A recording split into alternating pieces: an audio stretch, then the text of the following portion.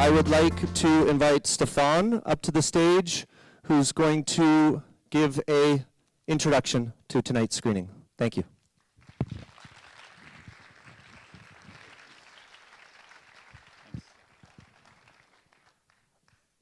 Hello, everybody. Bonsoir.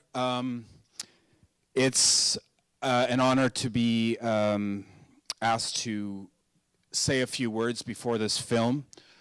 I certainly would say that it's an artwork that conveys in a very emotive and passionate way a lot of what many people here in this room experienced during the student uprising in 2012.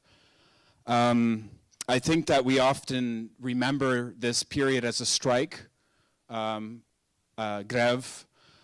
In reality, I think it's obvious to most people who were here in the city when it happened that uprising would be a more accurate term. When the strike was getting started, I remember the sign painting evenings that were happening in different parts of the city, and the common turn of phrase that began to appear was not simply grève générale, but was rêve général illimité. The unlimited open dream. In a way, I feel like this film conveys that spirit, that sense of open possibility. And I think that in many ways, the response and the repression from the state that was delivered in extreme ways on the streets here in our city and in other communities across Quebec illustrated the fear that the structures of economic and political power were feeling from the massive popular actions that were taking place. The early morning direct actions, the mass protests, the autonomous arts groups that were forming across not only Montreal but across Quebec. And that open spirit and sense of possibility, that sense of questioning everything, I think is also what you feel during this film, Insurgence. I think that quite a few people in this room are familiar with the long history of organizing that went into this strike. I think it's important, though, to note that often it was conveyed, especially in English, we're in an English institution at Concordia, Anglophone University, where a lot of organizing did take place, but I did feel that, generally speaking, that knowledge of the rooted history going back to the strike of 1974, and before that, the organizing through ANEC and other student federations and unions that developed the whole process that led towards the explosion of organizing around ASA was decidedly left out of the way that mainstream institutions spoke about what happened here. And essentially what that does is it removes our popular power, that sense of unlimited possibility, unlimited dreams, that sense of being able to challenge fundamentally the structures of injustice that rule our society. When I think about the strike, one thing that it illustrated very clearly was that there is that tradition, but there is also an active history day to day. And one thing that was very clear was that ability to define power, political power on the streets through combative organizing. The idea that political change wouldn't happen through quiet negotiations between walls and behind closed doors, but that organizing would happen in the open and through popular action. And I think that that's obviously what the strike asserted for many of us. Today, a lot of people ask you, from other parts of Canada, what happened? Where's the strike? And I think quite a few people in this room would understand deeply that the strike is not over, it's a process. And I think that essentially that's what this film illustrates to me, is that organizing is not a period of time where you have this moment of excess, this sense of unlimited possibility, but it's a process that extends over generations. And you feel that, and you can hear that in the chants.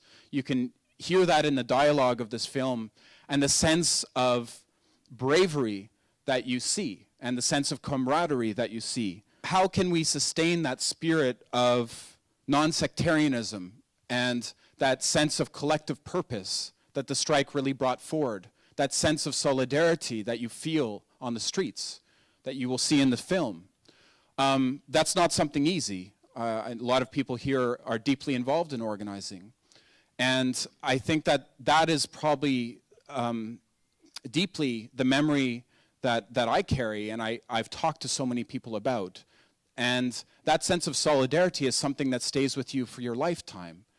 And when we think about the beauty of revolt, the beauty of popular organizing, the beauty of that feeling of the unlimited open dream, it is rooted basically at its essence in that sense of solidarity.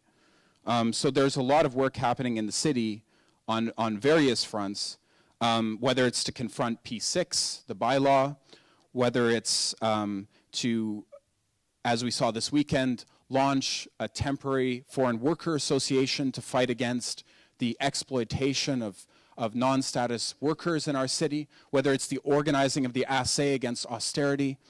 The work continues, it's not over. And I think that this film really conveys that feeling, that sense of unlimited possibility. Well, it's also intense and beautiful.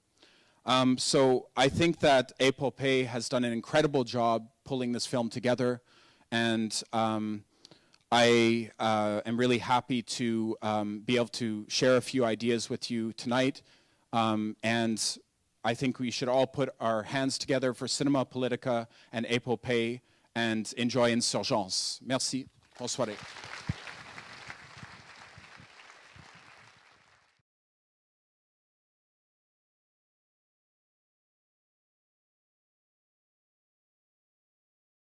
We shoot with a 5D, so it's like a photograph camera.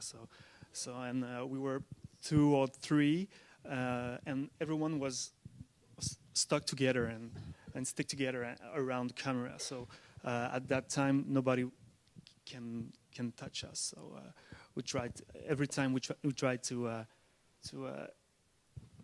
be at the right place and stick at this place, just to be able to have a cinematography, you know, to have something that is that's it stuck, and just to be able to see everything.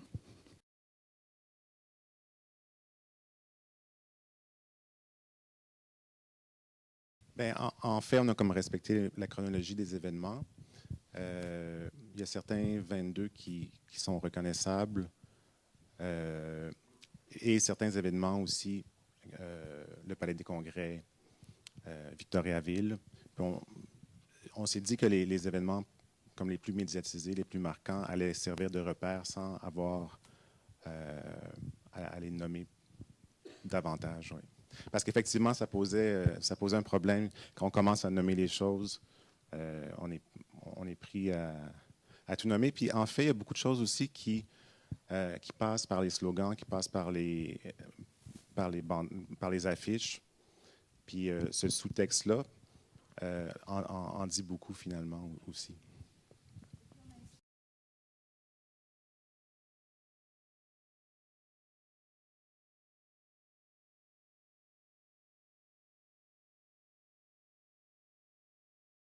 En fait, le Insurgence qui a été présenté ce soir va être suivi bientôt d'un autre projet, en fait, qui est une suite, plus ou moins une suite, qui va s'appeler Rupture pour l'instant, où justement, en fait, on est plus dans la rue, puis dans l'instant comme immédiat, puis on est dans la réflexion avec des gens, puis ça va être basé là-dessus, ça va être des entrevues.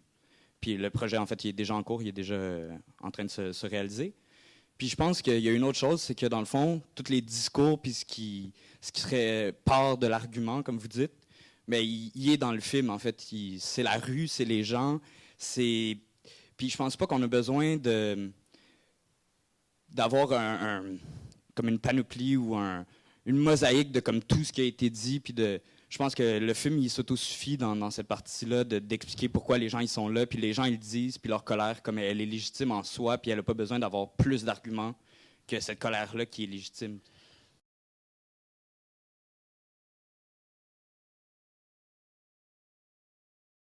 c'est une question qu'on s'est posée dès le début, dès le départ. On était très conscient du danger que ça pouvait faire courir aux gens. On a essayé de les filmer de façon la plus anonyme possible. Et il y a énormément de rushs qui ont été écartés justement parce que c'était trop dangereux pour les personnes. À force d'être dans la rue, on était de plus en plus acceptés par les groupes militants et on pouvait filmer de plus en plus de choses, mais finalement, on a décidé de ne pas les mettre.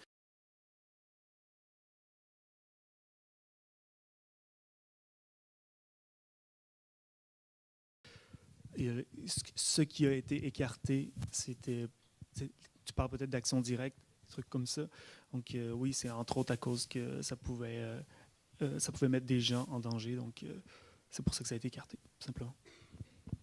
Aussi parce que les gens ne peuvent pas être partout, tout le temps, à la fois. Puis que dans des situations d'action directe, souvent, on va être les premiers comme militants à vouloir écarter ces caméras-là du chemin.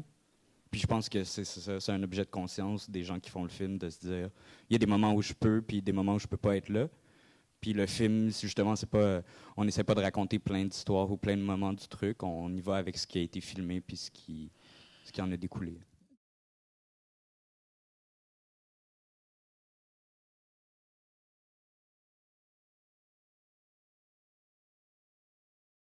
Je dirais que cette balance-là s'est faite de manière assez naturelle. On a débuté le montage en juillet.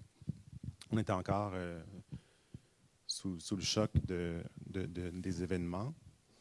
C'est un montage qui était assez particulier aussi. On était deux à assurer le montage, mais on était plusieurs en salle de montage, ce qui est assez rare.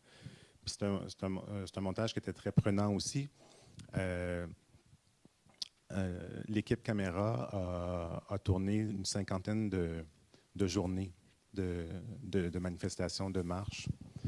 Puis au moment de travailler, on a tout visionné ensemble, puis on a monté chronologiquement ensemble. Puis cette balance-là, ben, on la voulait la plus fidèle aux événements qui se déroulaient sous nos yeux, puis qui avaient été vécus aussi par l'équipe sur le terrain. Puis c'est sûr qu'au fil du travail, mais on a raffiné notre point de vue aussi. Mais je pense qu'on avait comme une conscience de trouver cet équilibre-là. Oui, c'est ça. Sans trop forcer les choses, là.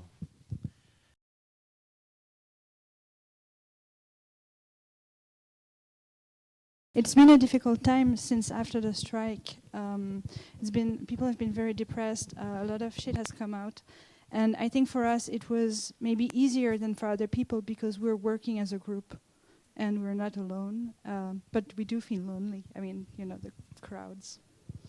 It's yeah.